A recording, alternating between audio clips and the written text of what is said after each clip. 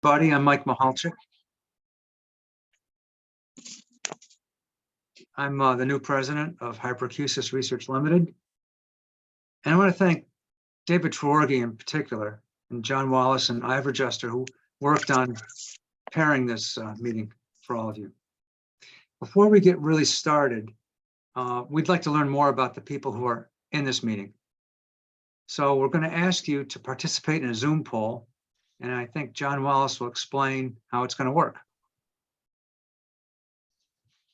Sure, thanks, Mike. I believe you should get a pop-up on your screen. I think David is going to release that now.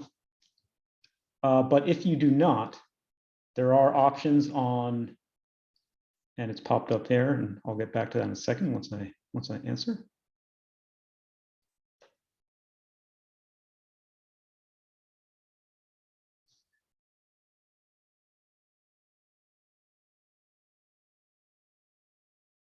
So let's give it about 30 more seconds for everybody to have a chance to click, and then I'll close the poll. As I was saying, if you did not see a pop-up on the bottom of your screen, if you're on a cell phone, there's an ellipse for more. The poll is under there. If you're on a computer, you should be able to find it on the bottom of the screen too, so that you can answer.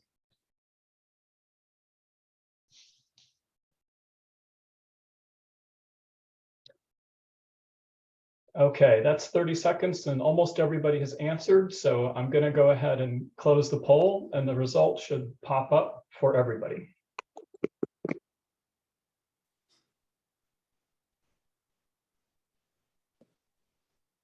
Okay, I'll just read off the results. 76% of us are people who have hyperacusis. 16% are family or friend of a person with hyperacusis. 6% are medical researchers, and 2% are medical clinicians. So that's our audience. That's who we're talking to today. I will give you an overview of how this is going to go. I'm going to give a presentation for about 15 minutes. Then a lot of people have submitted questions in advance, and I'll try and answer them to the best of my ability or with help from others. And I may not get to all the questions that have been submitted or will be submitted, but please feel free to email me with your questions if they haven't gotten answered. And I think, David, can you put that in the chat, what my very long email address is with Hyperacusis Research? Yes, I will put that in the chat. Okay.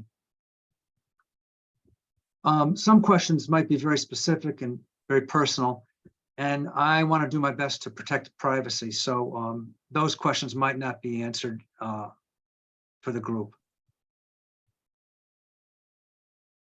Okay, with that, I guess I should share my screen and start the presentation.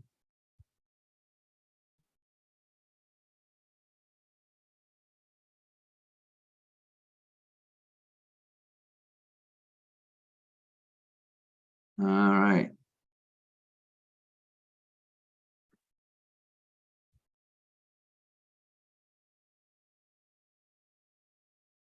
So here's a quick overview of the agenda we've got. I'm going to talk about our new enlarged teams, the Hyperacusis Board and the Scientific Advisory Board. Talk about our finances. There's what we're doing with the money, emerging research grant, and then the time to take your questions. Before we really get going, I want to say that it's with great sadness that we note the passing of our founder, Brian Pollard. Brian was an engineer who developed hyperacusis after being exposed to a wood chipper removing a tree in his yard. He started the foundation in 2010 to promote research, using his engineering background to develop a roadmap to a cure. And he became the most prominent patient advocate for the cause in the nation, helping Dr. Craig Formby and Dr. David Edens formulate a National Institute of Health grant for $265,000. Brian passed away last May at the age of 57, and I'd like to take a moment of silence now for us all to acknowledge Brian's legacy.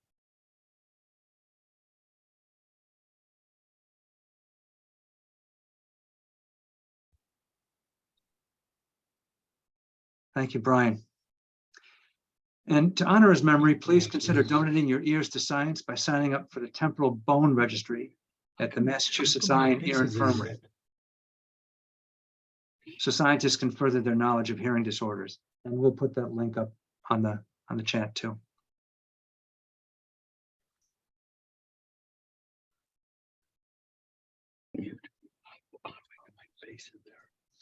Who's talking? This is Brian's roadmap to a cure. There are 4 paths. One path A would be to identify types of hyperacusis. Path B would be to shed light on the nature of abnormalities in hyperacusis cases. Path C is to seek treatment for symptoms, and path D is to find a cure. And this is the framework that we're still working under.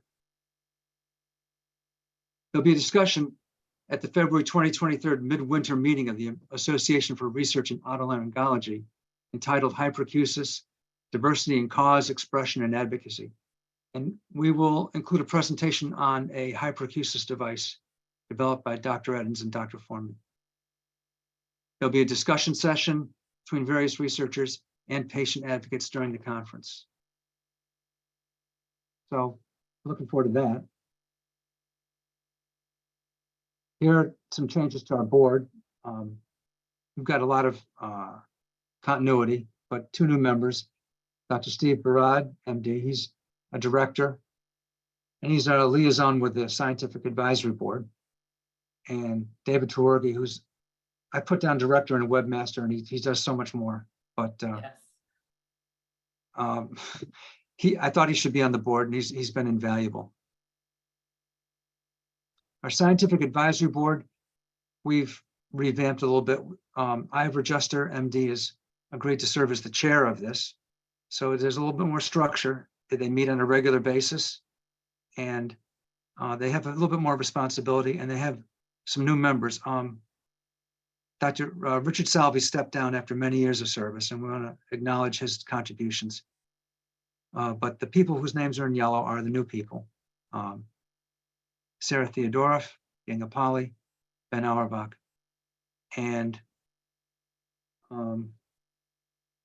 with the new people and the new structure, we've got some new responsibilities. We are funding a grant with the Hearing Health Foundation. And now, for the first time, our Scientific Advisory Board is going to have 2 people sit in on the choice of who is going to get the next grant. So I think it's important that we have the advice of people who know what they're doing. And I'm grateful for their assistance. Here's what's happened with donations since we got started. It was a very small foundation back in 2010, raising well under $10,000 a year. This year, we've raised $64,000. A lot of it is in response to passing of Brian Pollard and donations in his memory.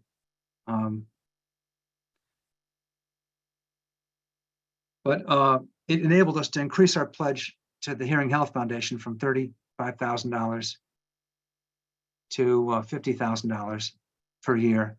So every other year, we have enough money to fund a $100,000 grant. And the challenge I put out to everybody is to see if we can raise $100,000 a year so that we can double the pace at which we're funding grants.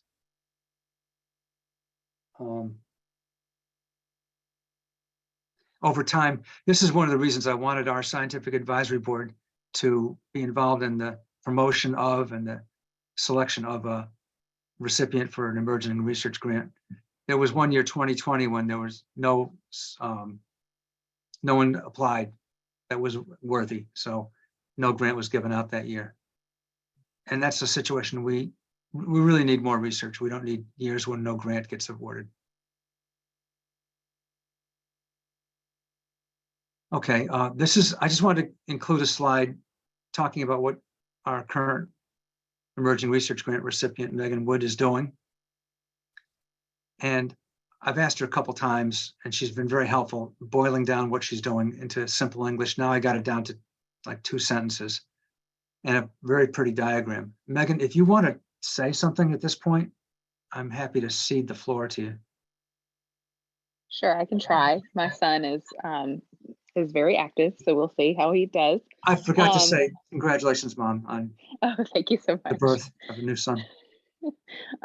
Yeah, so this grant has really allowed me to look more into um, some of the things that we think might cause hyperacusis, which include an inner ear fiber that's similar to a pain fiber that seems to become more sensitive after noise exposure. And then also, I'm very interested in looking at, oh, hey baby, the immune system and how it might be involved in as a cause for hyperacusis. And so I've been using the grant to also look into that as well. And it's really allowed me to spend more time on those projects, which has been excellent. And thank you so much. We appreciate it. And we hope to keep you involved in this because this is a long road on that pathway to a cure. Okay, I can skip over this.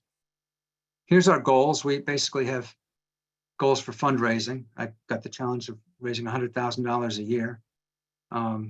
Raising awareness. We want to expand and improve our social media presence and maybe collaborate with the American Tinnitus Association. One of our board members, Fatima Hussein, is the chair of the scientific board for the ATA. And that's an opportunity there, I think, for us to reach out and broaden our awareness. And then in research, we'd like to be present at ARO. And several of us are working on exploring partnerships and other sources of grant funds. Then, we thought about how you could help. You could do a Facebook fundraiser. You could share your story. You could sign up for the Temple Bone Registry.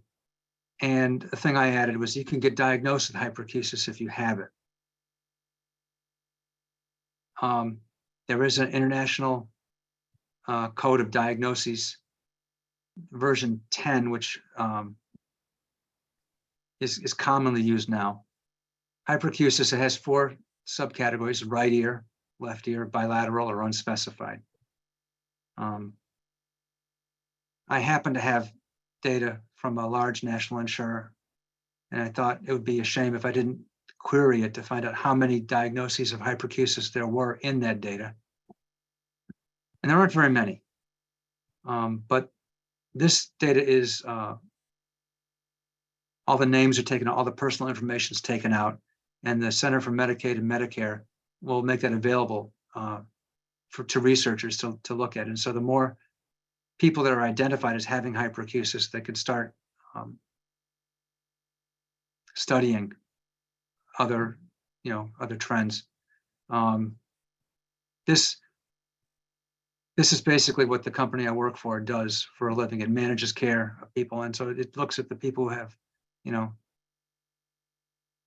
big cancers and diabetes and having the cancer and diabetes, and to try to see what they can do, how they can be cared for, and take measurements on, cures, extended of life, so forth. So a key would be, if you wanted to get in front of people and have more awareness, is that more codes need to show up for people who have hyperacusis. I don't think this captures all or close to all of them. Okay, now it comes down to the question time, and a lot of questions came in, and this is where I feel like I'll do my best to answer what I think, and I'll tell you when I don't know an answer, and I'll invite other people from our board to chime in, especially those who have an MD after their name.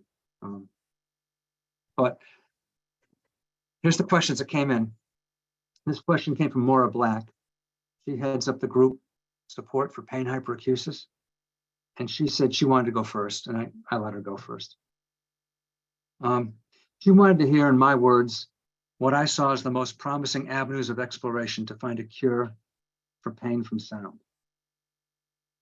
I thought about this, and my personal thoughts are that the cure seems like it's a long way off. The most promising avenue, in my opinion, is to be allies with researchers in closely related conditions, such as tinnitus. My hope is that something that cures tinnitus will help cure hyperacusis. The other concern I have as a parent of someone who has severe hyperacusis is to discover what steps can we take that will allow people to live in greater comfort and enjoyment of life. Does anybody else want to say what they feel the most promising avenues of exploration for them would be from the board? I'd like to build on what Michael just said, is cross function. Hyperacusis is not like in its own little silo and not related to anything else. It's part of our biology. And I think that those collaborations and cross-fertilization with fields in what's called neurobiology, neuroscience, are going to turn out to be very important. And perhaps even in some fields that you wouldn't think of at first. That another organization I belong to is the International Association for the Study of Pain, and their work in neuropathy, neuropathic pain, that is pain coming from nerves themselves, is really blossoming. And these kinds of collaborations, I think, will really leverage these individual so-called silos of information that we've been struggling with. Thanks, Ivor. Anybody else? Okay. Karen asked, what are my ideas for future fundraising? And I found fundraising depends on personal connections. We have gotten funds from people who know somebody who has hyperacusis by and large. So part of it is like to let those people know that we're out there, and let them know that we're doing something to help them. We have an annual newsletter which David produces. We have gotten articles in major media outlets. Joyce Cohen is our communications director. Well, everybody's unpaid, but she's under the radar, but it makes a big difference what she does. I would like to have something like the dinner that the Mass Eye and Ear has every year called Sensathon. And one year they featured hyperacusis, and they had us come on stage, and there were all these people in the audience bidding thousands and thousands of dollars for, at a silent auction. And the governor was there, the owner of the Celtics was there. And they had, well, it was a big fundraiser. We did something like that in the town of Milton. I've been here for a long time and know a fair number of people in town. And so we did a little fundraiser and got 60 people to come and pay, $60 a plate for food that was basically donated. And we could raise between $10,000 and $20,000 that dinner. Maybe more of those could happen if people are able to do that. One of the things we're using social media. We want to increase our social media presence, and we're going to do some tweaking of how we show up in Google searches and things like that. Those are the ideas I've got. And if everybody else has any ideas for fundraising, please speak up.